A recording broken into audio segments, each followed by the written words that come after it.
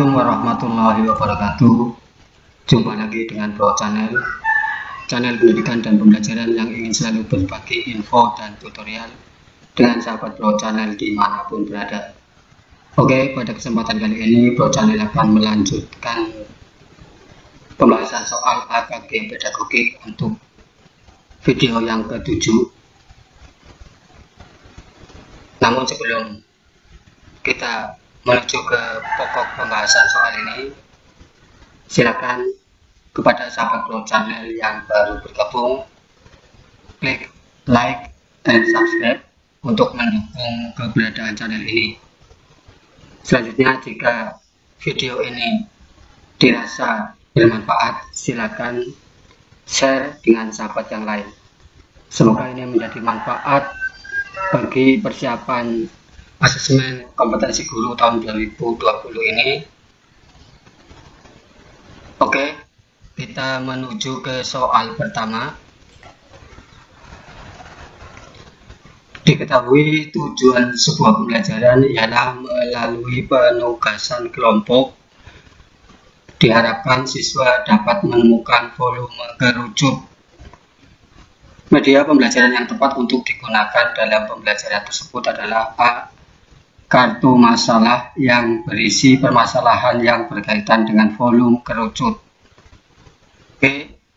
Tayangan PowerPoint yang berisi rumus volume kerucut dan soal-soal. C. Alat peraga berbentuk kerucut, bola dan pasir. D. Alat peraga berbentuk kerucut, tabung dan pasir. E. Alat peraga yang berbentuk kerucut, balok dan pasir.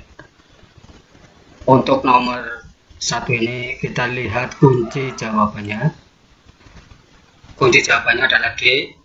Alat peraga berbentuk kerucut, tabung dan pasir. Nah, sekarang alasannya kita lihat.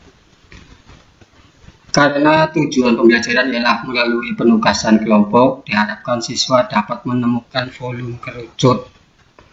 Maka media yang bisa digunakan adalah peraga untuk menemukan volume kerucut berdasarkan volume tabung yang sudah dipelajari.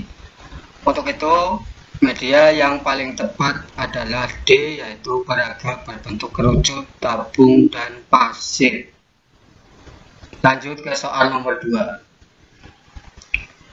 Ketika kegiatan tanya jawab di kelas, beberapa siswa di kelas Bu Gavi mengidentifikasi bahwa jajaran genjang merupakan anggota dari himpunan trapesium. Langkah awal yang paling tepat dilakukan Bu Gavi untuk merespon hal ini adalah bertanya kepada siswa apa syarat keanggotaan suatu himpunan. B. Bertanya kepada siswa mengapa bukan trapesium yang merupakan anggota himpunan jajaran genjang. C. Bertanya kepada siswa apa pengertian jajaran genjang dan apa pengertian trapesium. D. Memberi tugas kepada siswa menggambar jajaran genjang dan menggambar trapesium. E. Memberi tugas kepada siswa menuliskan ciri-ciri jajaran genjang dan trapesium. Kita lihat kunci jawaban soal nomor 2. Jawabannya adalah C. Memberi tugas, bertanya kepada siswa pengertian jajaran genjang dan pengertian trapesium. Nah, kita lihat alasannya. Beberapa siswa di kelas Bu Gavi mengidentifikasikan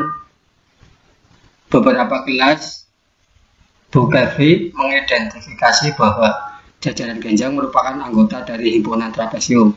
Nah, untuk memberikan scaffolding sesuai dengan kesulitan yang dialami siswa, maka guru harus mengetahui sumber kesalahan jawaban siswa itu apa.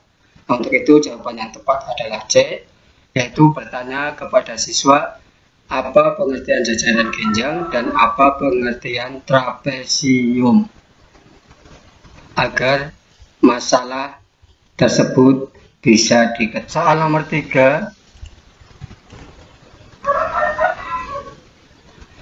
Pada saat siswa diberi soal tentang masalah kombinasi, siswa banyak yang salah dalam menjawab soal tersebut.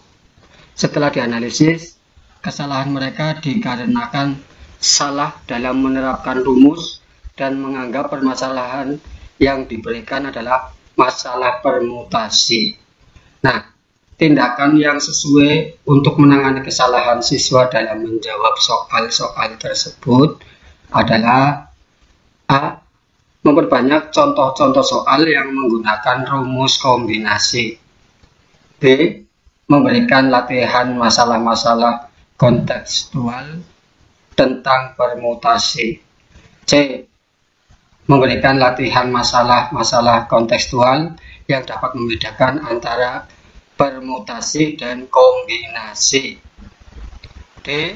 Membandingkan rumus permutasi dan kombinasi. Dan E. Memperbanyak latihan soal menggunakan rumus kombinasi. Kita lihat jawaban soal nomor 3 adalah C.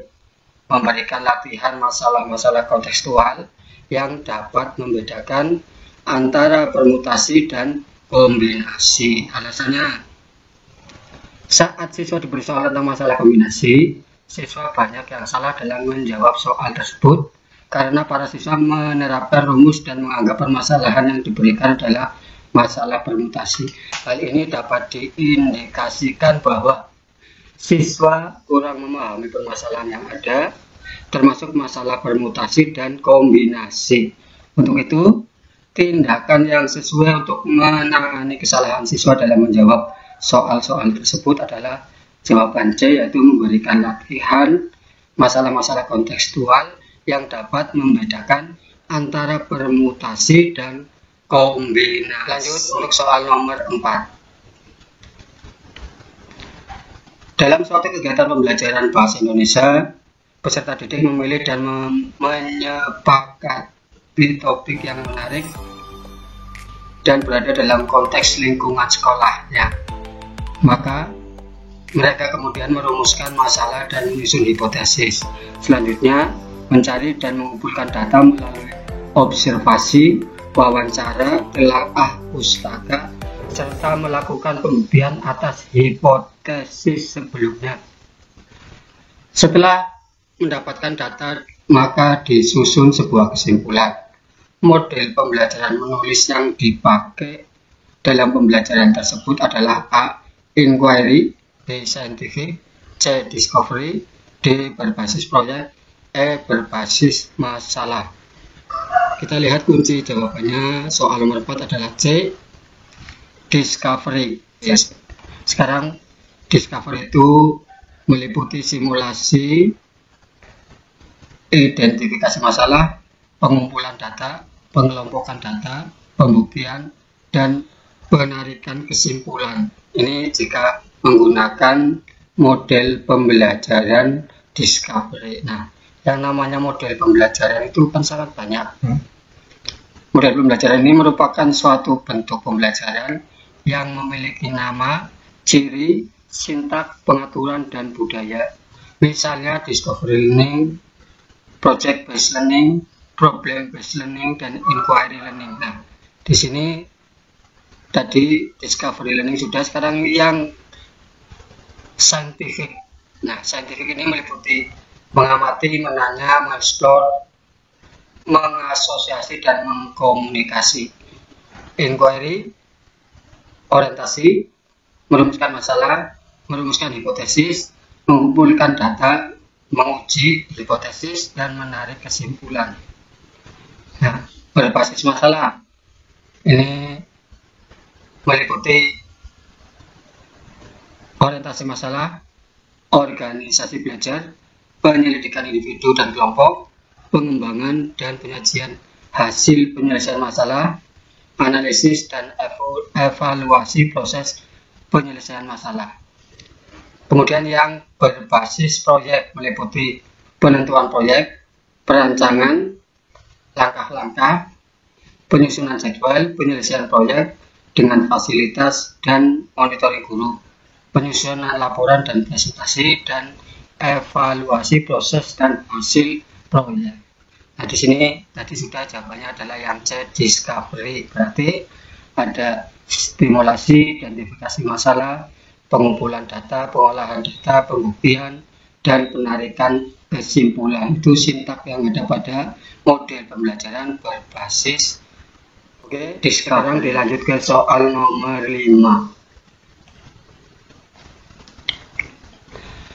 Seorang guru akan mengajarkan materi dengan kompetensi dasar 4.6, menciptakan kembali teks anekdot dengan memperhatikan struktur dan kebahasaan baik lisan maupun tulis. Bentuk instrumen penilaian yang memiliki karakteristik otentik yang dapat digunakan adalah A. Tes tertulis tentang pengetahuan faktual, B. Tes lisan tentang pengetahuan prosedural, C. Tes pilihan ganda tentang pengetahuan metakognitif, D. Lembar observasi dan wawancara, E. Penugasan lembar observasi. Kita lihat kunci jawaban soal nomor 5 adalah yang E. Penugasan dan lembar observasi. Oke, kita lihat alasannya. Nah, karakteristik penilaian otentik adalah sebagai berikut. 1. Bisa digunakan untuk formatif maupun sumatif. 2. Mengukur keterampilan dan performasi, bukan mengingat fakta. 3. Berkesinambungan dan terintegrasi. 4. Dapat digunakan sebagai umpan balik terhadap pencapaian kompetensi. Nah, ini ada 4 karakteristik dari penilaian secara otentik. Nah, di sini ya, yang tepat adalah yang E, penugasan untuk mengukur keterampilan menulis. Nah, ini menggunakan lembar observasi. Nah, perhatikan kompetensi dasar berikut ini. 4.5 menyajikan hasil percobaan tentang perubahan bentuk energi termasuk fotosintesis. Apabila Anda ingin siswa mencapai KD tersebut pada materi fotosintesis, alat, bahan, media yang tepat yang harus Anda gunakan dalam pembelajaran adalah A. Spesimen asli, B. Video fotosintesis, C. Carta dan gambar, D. Media game topik fotosintesis, E. Multimedia interaktif fotosintesis. Kunci jawabannya adalah yang A, spesimen asli. Nah, kita lihat alasannya. Media pembelajaran merupakan ide Brunner, tokoh pendidikan ya, tentang pembelajaran. Yakni pembelajaran seharusnya dimulai dari aktivitas menuju ke interpretasi ikonik, misalnya gambar, model, baru menuju simbolik, misalnya kata-kata. Selain itu digunakan pertimbangan kerucut pengalaman Edgar Dale berikut. Nah, ini ada 1, 2, 3, 4, 5, 6, 7, 8, 9. Ini ketika kita mengajarkan dari yang konkret ke abstrak atau dari abstrak yang ke konkret. Nah, berdasarkan tadi keterampilan dan kerucut pengalaman, maka media yang paling sesuai adalah benda sebenarnya dan bahan kegiatan fotosintesis. Maka di sini jawabannya adalah yang A, spesimen asli. Soal nomor 7, Bu Ana mendapati bahwa siswa-siswinya memiliki gaya belajar kinestetik badani atau budi kinestetik. Bu Ana hendak melakukan pembelajaran tekanan pada zat. Nah, pembelajaran yang sesuai adalah A. Meminta siswa membaca materi tekanan zat dan menggarisbawahi kata-kata penting. B.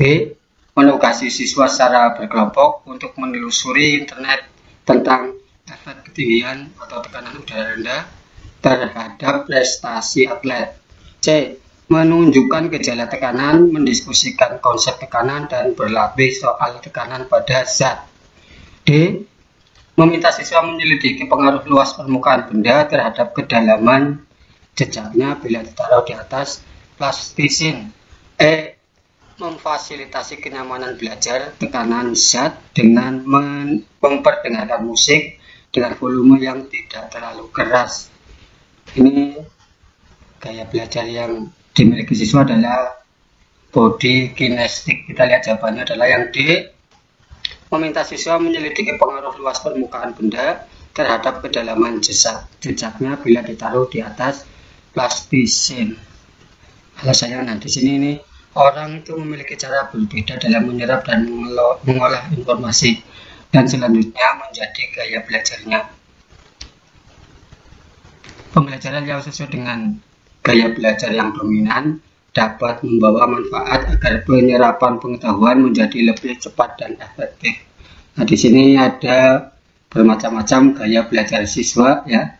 Jadi makanya dalam suatu kelas itu ada berbagai ragam karakter siswa dengan gaya belajar yang tidak sama.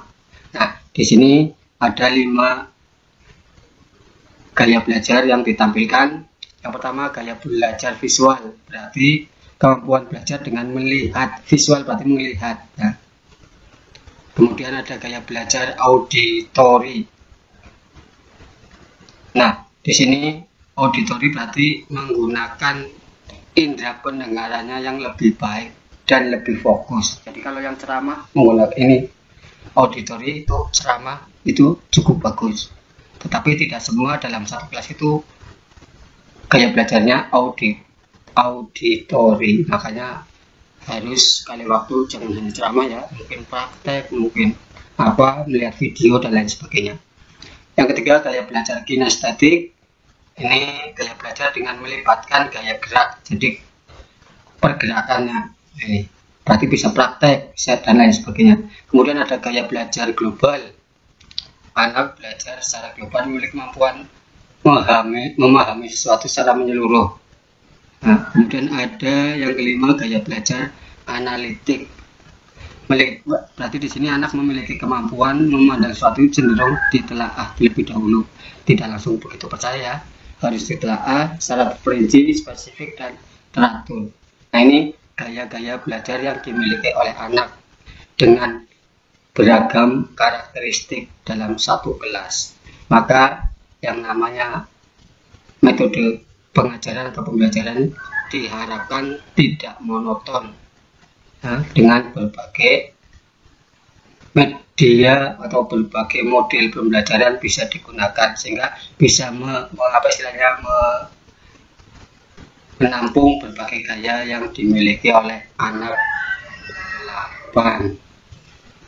Letusan gunung berapi dapat menimbulkan bencana alam bagi ekosistem di sekitarnya karena selain menghasilkan lelehan lava, awan panas juga dapat menimbulkan tsunami seperti terjadi pada letusan gunung anak Krakatau di Kepulauan Seribu.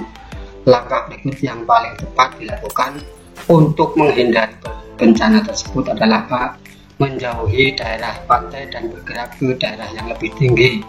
B. Menjauhi gedung-gedung dan pusat perbelanjaan. C. Menjauhi daerah sekitar lereng Gunung Krakatau. D. Bersembunyi dalam gua-gua dan bunker di sekitar. E. Membangun di sekitar pantai yang berhadapan dengan anak Gunung Krakatau ya. Nah, sekarang kunci jawabannya adalah yang A, berarti menjauhi daerah pantai dan bergerak ke daerah yang lebih tinggi. Ini untuk apa? Untuk menghindar dari akibat yang ditimbulkan letusan gunung ya, sehingga menimbulkan terjadinya tsunami. Jawaban A di sini nih. Gunung berapi Krakatau yang terletak di Kepulauan Seribu sangat berpotensi menimbulkan tsunami. Ini. Jadi akibat ledakannya itu berpotensi menimbulkan tsunami, sehingga jawaban yang tepat adalah yang A, menjauhi daerah pantai dan bergerak ke daerah yang lebih tinggi. Soal nomor 9.